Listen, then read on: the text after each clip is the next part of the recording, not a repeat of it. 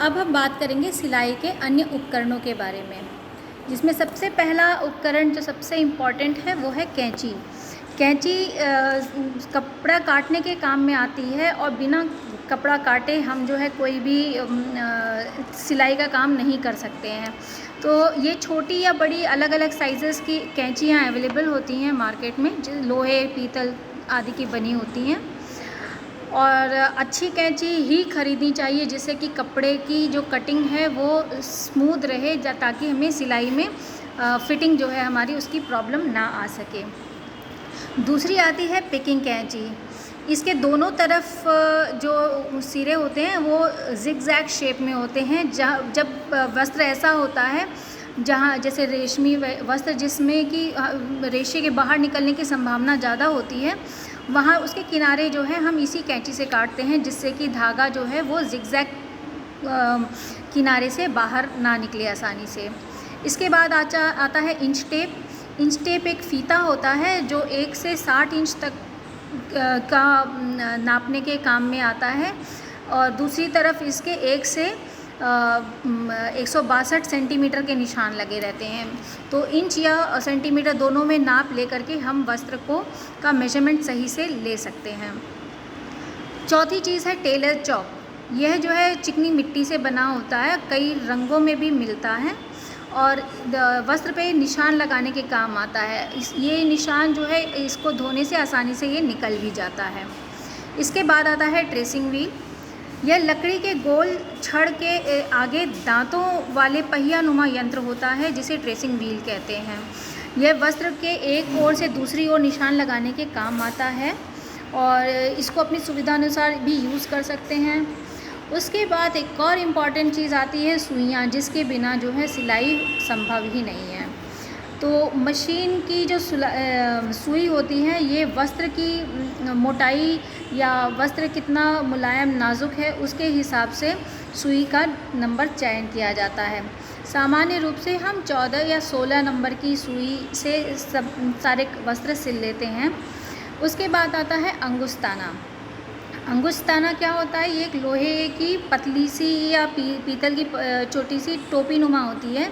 जैसे सिलाई करते समय या तुरपाई वगैरह करते समय हमारे हाथ में सुई चुभ जाती है, तो ये जो अंगुस्ताना है इसको पहन के तुरपाई या टाँके लगाने वाला या बटन हुक का काम करते हैं, तो हमारे उंगली में सुई चुभती नहीं है।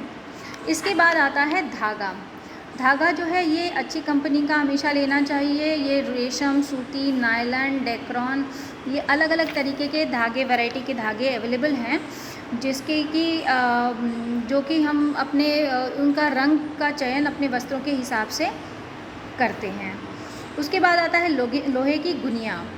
लोहे की गुनिया जो है ये नियमित सिलाई करते रहते हैं जो इनके पास अवश्य मिलती है। इसका एक सिरा जो है ये 12 इंच लंबा होता है और इस पर इंच के निशान लगे होते हैं और हर इंच में 8 सूत के निशान लगे होते हैं, जिससे कि हम इसका मेजरमेंट जो है वो काफ़ी कायदे से ले सकते हैं। और लोहे की गुनिया जैसी होती इसी तरीके की लकड़ी की गुनिया भी अवेलेबल होती है। उसके साथ ही लेग शेपर भी मिलता है। लेग शेपर जो होता है उस नाम तो लेग शेपर है, लेकिन जैसे स्लीव्स का जोड़नी है या पैंट में कुछ जोड़ना है, तो वो जो फिटिंग होती है वो कर्व इसी उपकरण के द्वारा लगाया जाता है। इसके बाद आता है फुटा। जो फुटा होता है ये लकड़ी या प्लास्टिक का बना होता है। इसमें इंच और सेंटीमीटर दोनों के निशान होते हैं और प्रत्येक इंच का जो होता है वो 10 भाग में होता है। इसके पार्ट्स होते हैं जो कि मेजरमेंट को बहुत बारीकी से लेने में काम आता है। इसके बाद आता है पेंसिल, रबड़, जो कि अगर हम डायग्राम बना रहे हैं कागज़ पे, तो उसके लिए पेंसिल और रबड़ जो है ये एक इम्पॉर्टेंट मटेरियल है। दूसरा है drafting paper. Drafting paper cutting या ड्राफ्टिंग टेबल जो होता है, जो भी हम ड्राफ्टिंग करते हैं उसके लिए एक हमें बड़ी सी टेबल या मेज़ की ज़रूरत होती है। वो भी इसके उपकरण पे ही आता है। नहीं है तो हम ज़मीन पे भी काम कर लेते हैं, लेकिन टेबल पे बहुत अच्छे से हमारी कटिंग और ड्राफ्टिंग हो पाती है। और लास्ट है इस्त्री। कपड़े में कभी कभी सिलवट आ जाती है या मुड़ा रहता है, तो ड्राफ्टिंग करते समय इस्त्री होना बहुत कारगर और उपयोगी रहता है। अब आइए चर्चा करते हैं मशीन की खराबी व निवारण के बारे में।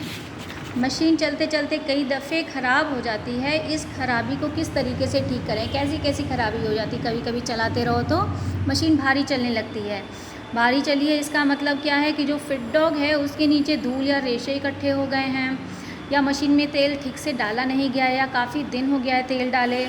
शटल या बॉबिन केस में अगर धागा अटका हुआ है तो उसे अगर निकाल दें तो भी मशीन भारी चलनी बंद हो जाती है। या लंबे समय से मशीन अगर यूज़ में नहीं है तो भी वो काफ़ी भारी चलने लगती है। या अगर पैर वाली मशीन है तो उसका बेल्ट और व्हील में जो भी बेल्ट लगाया गया है वो भी अगर लूज़ है तो भी मशीन बहुत भारी चलती है। दूसरा है धागों का तनाव। धागों का तनाव में ऊपर से भी धागा पड़ता है और बॉबिन के द्वारा नीचे से भी धागा पड़ता है, ये सबको पता है। लेकिन अगर ये दोनों धागों का जो तनाव है ये अगर एक जैसा नहीं है दोनों तरफ, ऊपर और नीचे मशीन के, तो धागा अवश्य ही टूटेगा। या आपने सुई में धागा गलत तरीके से बार बार डाल रहे हैं, सही तरीके से नहीं डाल रहे हैं तो भी धागा टूटता रहेगा। उसके बाद जो है आता है सुई का टूटना। सिलते सिलते कई बार होता है कि बार बार हम सुई लगा रहे हैं, बार बार सुई टूटती जाती है। तो सुई अगर कपड़े के अनुसार ना लगाई गई, यानी कि बहुत पतला सुई हमने ले लिया है और हमें जीन्स सिलना है, तो जो है 14 नंबर की सुई से अगर हम जीन्स का कपड़ा सिल रहे हैं तो निश्चित हमारी सुई टूटेगी। या जो स्क्रू है वो अच्छे से कसा नहीं गया है, या जो है ज़्यादा ऊपर लगा दिया गया है, या सुई जो है उसकी नोक मुड़ी हुई है, ये एक कारण है जिसकी वजह से सुई टूट सकती है। इसके बाद है सिलाई का छूटना। कई बार हम वस्त्र सिलते रहते हैं तो सिलाई जो है वो छूट के आती है। इसका मतलब है कि सुई का जो नुकीलापन है वो कम हो गया है, क्योंकि वो नीचे से धागा बराबर से ले नहीं पा रहा है, या सुई ढंग से लगी नहीं है, या जो प्रेशर फुट है वो भी ढंग से कसा हुआ नहीं है। तो भी अगर आप प्रेशर कपड़ा को टाइट से नहीं दबा के रख सिलाई कर रहे हैं तो भी सिलाई छूट के आती है। इसके बाद आता है सिलाई टाँकों में फंदे पड़ना। जो सिलाई के टाँके हैं इसमें कई बार देखा होगा लच्छेदार नीचे फंस जाता है। ये किस तरीके से होता है, अगर ऊपर का या नीचे का धागा ढंग से पिरोया ना गया हो तो वो जब हम मशीन चलाते हैं तो बहुत सारा धागा नीचे गुच्छे के फॉर्म में ले लेता है। या बॉबिन केस भी अगर हम सही से नहीं भरे हैं, बहुत ढीला हाथ से हमने भर दिया है तो भी ये प्रॉब्लम देखने को मिल जाती है आसानी से। तो उसके बाद वस्त्र अगर आगे ठीक से सरक नहीं रहा है तो ये भी एक बहुत कॉमन प्रॉब्लम है। इसका कारण ये हो सकता है कि जो प्रेशर बार है उसका नट ढीला है, या स्टिच रेगुलेटिंग स्क्रू जो है वो सही से नहीं है, तो जिसकी वजह से वो आगे धागा वस्त्र जो है वो आगे सरक नहीं पाता है।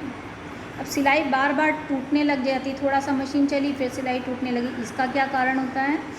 यदि ऊपर या नीचे का धागा अत्यधिक तने हो या ढीले हों तो भी ये आसानी से देखने को मिलता है कि सिलाई टूट रही है। यदि सुई मुड़ी हुई है, उसकी नोक टेढ़ी है तो भी सिलाई बार बार टूटती रहती है। वस्त्र का एकत्रित होना, ये भी जब हम सिलते रहते हैं तो कई बार होता है वस्त्र आगे बढ़ता ही नहीं, सारे इकट्ठे होने लग जाता है।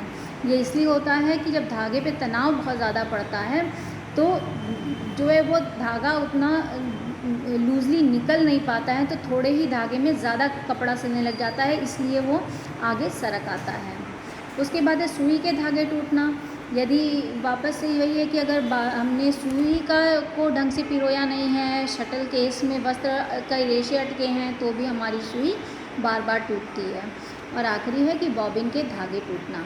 तो बॉबिन का जो धागा है वो अगर बॉबिन में बहुत ज़्यादा धागा भर दिए हैं या बहुत लूज़ धागा भर दिए हैं, दबाव बहुत कम है उसमें या बहुत अधिक है, तो भी बॉबिन के धागा आगे सरक नहीं पाता है, टूटने लगता है। तो ये जो भी 10 मेन जो खराबी है या कमियां हैं या सिलाई करते समय ये समस्याएं हैं, इनका उचित रूप से अगर हम देखभाल करें तो इसका हम अवश्य ही निराकरण कर सकते हैं। ये अलग अलग मशीन के उपकरण हैं जो हमें सिलाई करते समय उपयोगी में लाए जाते हैं। धन्यवाद।